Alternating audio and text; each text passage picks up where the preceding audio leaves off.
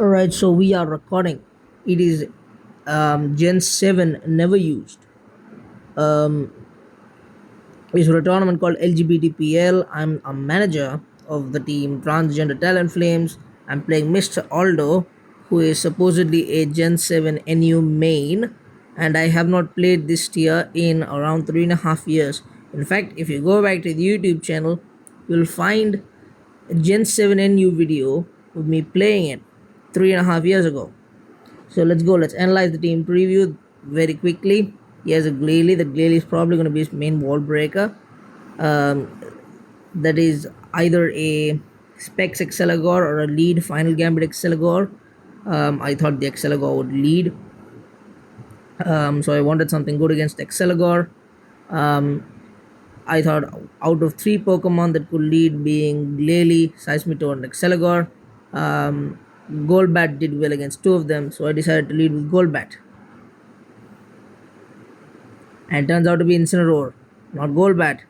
And here I decided Incineroar is probably going to knock me off, and I'm not happy with any of my Pokemon losing items. So I decided Golbat's not doing much anyways other than spamming Toxic and Defog.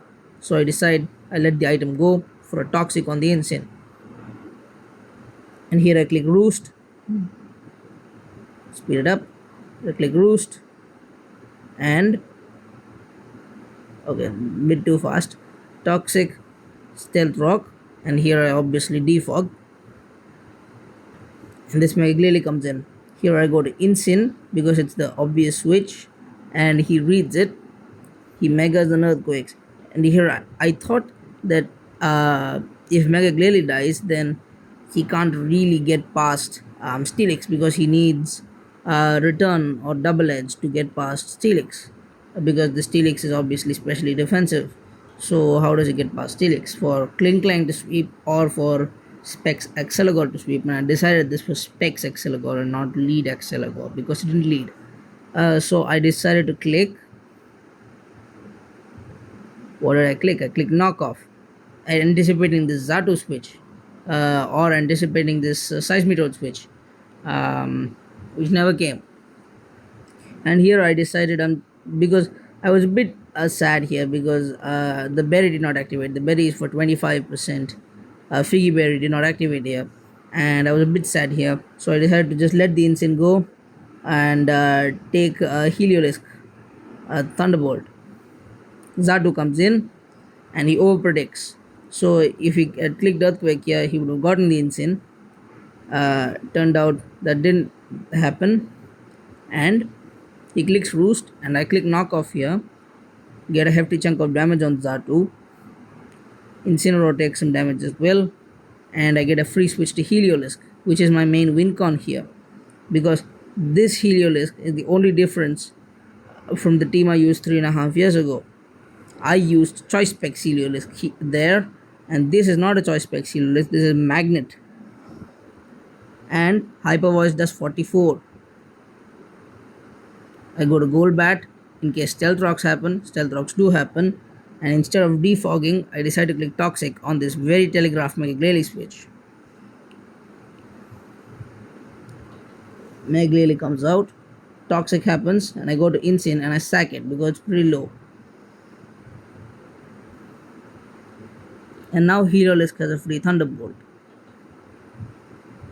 Heliolisk comes out, very free Thunderbolt. If Seismitoad comes out here, Seismitoad is now in range of Hyper Voice.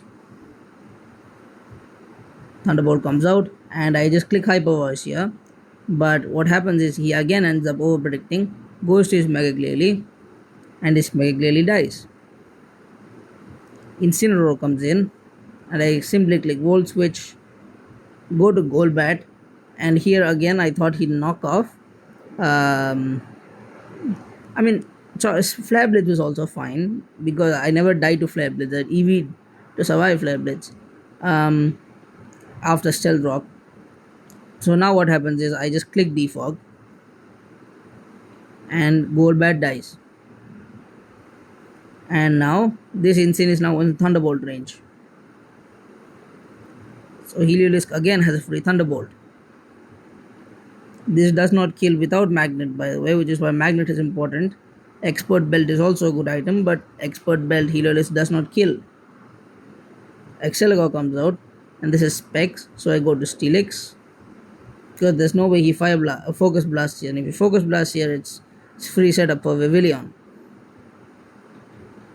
He goes Seismitoad. I click Heavy Slam. Could have clicked Stealth Rock here, but Heavy Slam is also fine. And I didn't want to click Stealth Rock, and Zardu comes out, and Magic bounces back, right? Vivillon comes out on the Stealth Rock because if I take any more time, Vivillon will take lots of damage. It's 4 times speed to Stealth Rock, and now he commits his first blunder because he should realize that this Heliolisk is magnet, and my Z. Wait, oh shit, my bad. Just go to the turn. There we go. He should realize that my Z is on Vivillon, but he doesn't realize it, and he clicks knockoff. And now what happens is Vivillon goes crazy here. Energy ball happens. Clink Clank comes out. Here I click Sleep Powder, which misses, 2% miss. It's fine though. Clink Clank comes out on a Hurricane. And here I decide I'm going to just click Sleep Powder there. I decide I'm going to click Z. Right, Sleep Powder is the next turn. So I click Z, trying to get rid of this Clink Clank. He intelligently goes to Zatu, but it's a bit too late now because it's 2v4. Clink Clank comes out. Sleep Powder happens. He sleeps. I decide to Hurricane to hit KO, right? Hurricane, and he wakes up, and now he does a very interesting play which doesn't really make sense. He switches after setting up because now after the setup he's in fact faster, and granted Wild Charge will not no granted shit, what is his move name? Gear Grind does not have a guaranteed one shot, but Gear Grind is really your only way because Wild Charge recoil kills you. So he had to Gear Grind there, and then Scarf Pessimian would come out, and Scarf Pessimian would one shot, and a Celegor would come out. I'd switch to Steelix, and then I'd win with Scarf Pessimian. So it was still a victory, but it would take a little bit longer. He just accelerated the process here by clicking Excelgor, and the game is simply over now. Click Energy Ball to not miss, and the game is simply over. I win, and my team goes up 1-0 as I collect first blood. Very fun game, very fun tier. I recommend you play USUM NU. And that's really it for today. I'll see you again some other day, I guess. I don't really know what the consistency of these uploads will be.